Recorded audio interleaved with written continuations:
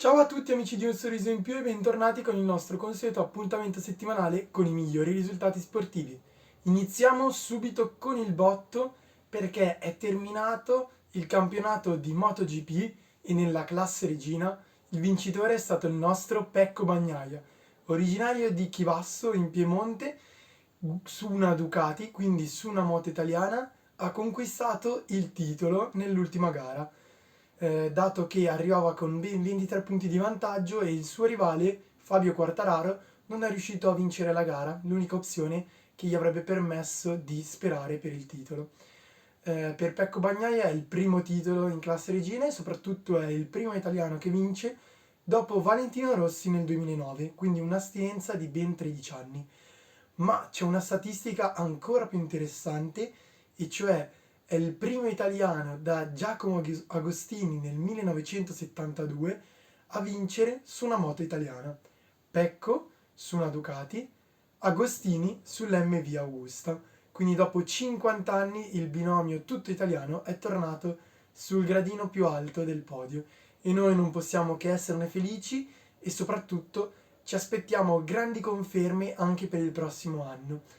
Tant'è che la Ducati ha già presentato la nuova squadra del team principale, che sarà composta da Pecco Bagnaia, campione del mondo, ed Enea Bastianini, quindi una coppia tutta italiana, con Enea che aveva chiuso il campionato appena concluso al terzo posto in classifica. Quindi ci si aspetta magari una bella lotta interna e che magari un italiano possa confermarsi ancora vincitore della MotoGP.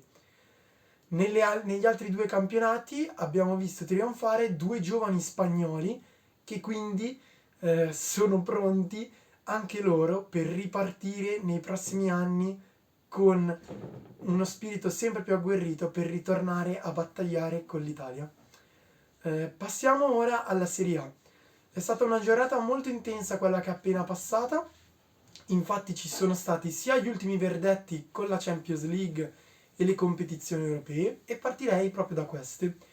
Il Milan ha battuto 4-0 il Salisburgo e si è qualificato così agli ottavi di finale di Champions League, dove dovrà affrontare il Tottenham, squadra londinese allenata da una vecchia conoscenza del calcio italiano, Antonio Conte. L'Inter ha perso all'ultima giornata contro il Bayern Monaco, si è comunque qualificata come seconda classificata e sfiderà il Porto, la squadra portoghese dell'omonima città. Qualificazione già avvenuta anche per il Napoli, che però nell'ultima giornata è riuscito a difendere il primo posto e così se la dovrà vedere contro i tedeschi dell'Eintracht Francoforte. Eliminata invece la Juventus, che scende in Europa League, la seconda competizione europea, la vecchia Coppa UEFA, dove dovrà affrontare i francesi del Nantes. Roma che è riuscita anche lei a vincere lo spareggio finale per l'Europa League e quindi dovrà affrontare proprio il Red Bull Salisburgo sceso dalla Champions League. La Lazio invece ha perso l'ultima giornata contro gli olandesi del Feyenoord e quindi se la dovrà vedere nella terza competizione europea, dove troverà anche la Fiorentina che sfiderà i portoghesi dello Sporting Braga. Sporting Braga che ha una caratteristica abbastanza peculiare, infatti lo stadio è costruito all'interno di una cava, quindi non è presente tutto da un lato la curva e una tribuna, perché c'è tutta la roccia imponente che si specchia direttamente sul campo da gioco. Una cosa abbastanza scenica e soprattutto unica. Passiamo però ora al campionato di Serie A. Infatti ci sono stati numerosi big match, partendo da quello di Bergamo dove il Napoli ha battuto 2-1 l'Atalanta e si è confermato al primo posto.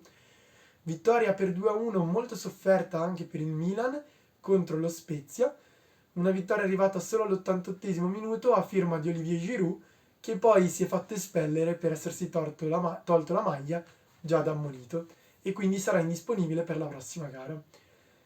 Vittoria anche per la Lazio che per 1-0 va a vincere il derby di Roma. Una partita piuttosto brutta da vedere, molto contratta, in cui un errore pacchiano di un difensore della Roma ha concesso l'occasione del vantaggio alla Lazio, permettendogli così anche di conquistare i 3 punti. Ma finiamo con il piatto più succolento. Infatti domenica sera si è giocato il Derby d'Italia. A Torino la Juventus ha vinto 2-0 contro l'Inter. Una vittoria frutto di imprecisioni sotto porta dell'Inter, che comunque ha giocato una partita molto sottotono rispetto al solito, dopo che veniva da ben 4 vittorie consecutive, mentre la Juventus è stata cinica, preparata in difesa, non ha mai rischiato troppo, Szczesny non ha dovuto effettuare grandi parate e soprattutto ha gestito magistralmente i due contropiedi che le hanno permesso di trovare le due reti, fondamentali per una vittoria che le permette addirittura di scavalcare l'Inter in classifica stando ben un punto sopra di lei.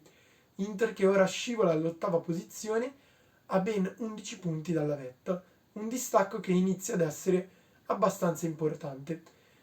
Ricordiamo però che il campionato riprende subito con un turno infrasettimanale, poi si gioca il weekend e infine si va in pausa per quasi 2 mesetti a causa dei mondiali invernali in Qatar. Quindi tutte le squadre indietro in classifica in Serie A avranno tempo per recuperare le forze, sistemare gli infortuni e presentarsi pronti allo sprint di gennaio in cui si andrà avanti fino in fondo giocando più di metà di campionato. Per questa settimana è tutto. Con Passione Sportiva di Mattia, ci vediamo settimana prossima. Un saluto a tutti, ciao!